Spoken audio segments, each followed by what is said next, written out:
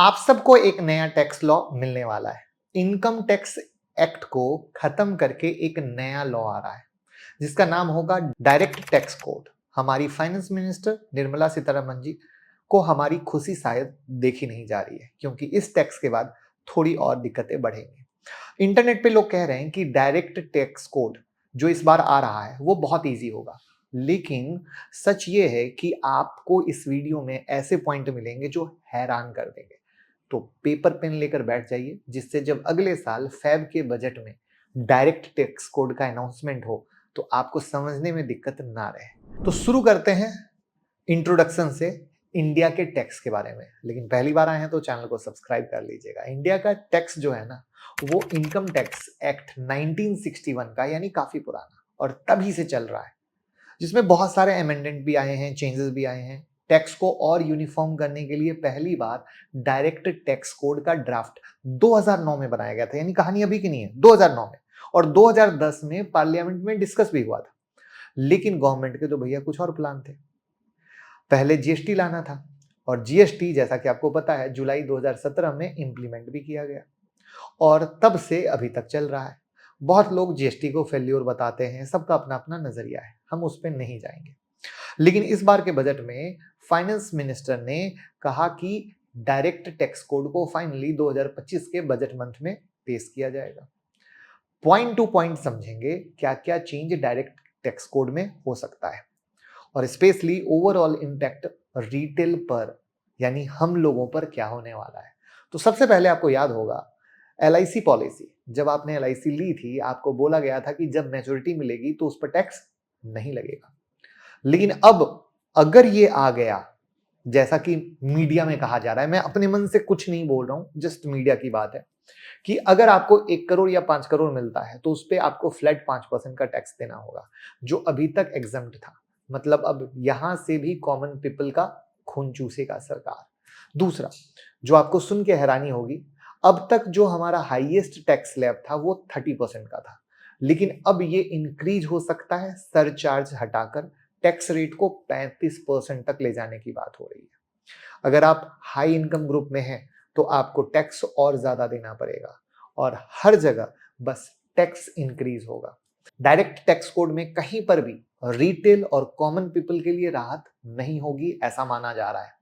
तीसरा, अब आपको हेल्थ इंश्योरेंस, लाइफ इंश्योरेंस पर जो डिडक्शन मिलते थे वो भी हटा दिए जाएंगे, ऐसा कहा जा रहा है।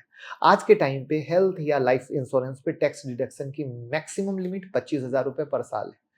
उन टैक्स पेयर के लिए जो 60 साल से नीचे के हैं, और 50,000 पर साल है उन टैक्स पेयर के लिए जो 60 साल से ऊपर के हैं।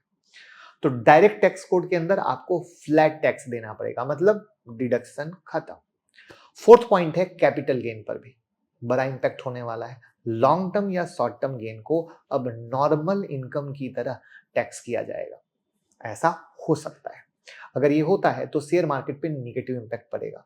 लेकिन साथ ही एक अच्छी बात ये भी है कि स्टॉक मार्केट के लिए एसटीटी को रिमूव करने की भी बात चल रही है। तो ये देखना होगा कि ये चेंजेस कैसे इंप्लीमेंट होते हैं, स्टॉक मार्केट पे क्या असर पड़ता है, बट रिटेलर की तो भैया अच्छे से लगने वाली है। फिफ्थ, फॉरेन और डोमेस्टिक कंपनियों के लिए सेम टैक्स रेट का प्लान है, जो एक पॉजिटिव चीज हो सकती है डायरेक्ट टैक्स कोड में। इससे फॉरेन कंपनीज का इनफ्लो इंडिया में बढ़ेगा। करंट में डोमेस्टिक कंपनीज पे हाईएस्ट 25% तक का टैक्स लगता है, वहीं फॉरेन कंपनियों पे ये रेट 40% जा सकता है। तो ये क्या हो गया, पॉजिटिव हो गया। सिक्स्थ है इंडियन टैक्स एक्ट 1961 के तहत जब भी कंपनीज के फाइनेंशियल स्टेटमेंट को एनालाइज करते हैं तो 2 टाइम पीरियड होता है, प्रीवियस ईयर और असेसमेंट ईयर। ये कॉन्सेप्ट हटा के अब केवल फाइनेंशियल ईयर हो सकता है। इससे फायदा होगा उन स्टूडेंट का जो इनकम टैक्स से रिलेटेड स्टडी कर रहे हैं। अब उन्हें 2 अलग अलग ईयर की कैलकुलेशन में नहीं फंसना होगा। मैं भी कहूँ पर्सनली, मुझे भी मजा नहीं आता है, एक हो जाए तो ज्यादा सही है, और केवल फाइनेंशियल ईयर के बेसिस पर काम कर सकेंगे। सेवंथ, टैक्स ऑडिट की बात करें तो अब चार्टेड अकाउंट के अलावा कंपनी सेक्रेटरीज यानी सीएस और कॉस्ट अकाउंटेंट यानी सीएमए भी टैक्स ऑडिट कर पाएंगे, जो स्टूडेंट के लिए अच्छी खबर हो सकती है। फंडामेंटल एनालिसिस करते टाइम जो भी ऑडिट रिपोर्ट हम पढ़ते हैं वो सारी सीए वेरीफाइड ही होती है। तो अब हम सीएस और सीएमए वेरीफाइड भी देख सकते हैं।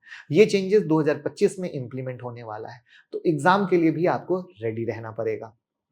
तो ये कुछ ऐसे मेजर पॉइंट हैं जिनके बारे में सोशल मीडिया पे, इंटरनेट पे चर्चा आ रही है कि डायरेक्ट टैक्स कोड में आ सकते हैं। लेकिन इन सब के बीच एक दो चीजें ऐसी भी हैं जो कभी नहीं बदलेगी। वो है पहला, पॉलिटिकल पार्टी को मिलने वाला डोनेशन पे टैक्स, राइट? वो टैक्स नहीं लगता है ना, उस पे लगाना चाहिए बट उस पे टैक्स नहीं लगता है। पॉलिटिकल पार्टी को जितना पैसा मिले उस पे कोई टैक्स नहीं लगेगा, बस आम आदमी को टैक्स देना है। और दूसरा, ऑनलाइन बेटिंग ऐप पे नो रिस्ट्रिक्शंस, जहां चार्जेस कम करने चाहिए वहां नहीं हो रहे हैं, और जहां नहीं करने चाहिए वहां सरकार चेंज कर रही है। तो आपको क्या लगता है इस नए डायरेक्ट टैक्स कोड के बारे में? क्या सही है, क्या गलत है? आप अपनी राय बेबाक तरीके से कमेंट में बताइए और लोगों के साथ शेयर कीजिए, जिससे वो भी पता चल सके कि भैया चल क्या रहा है या क्या होने की उम्मीदें हैं, वो समझ सके।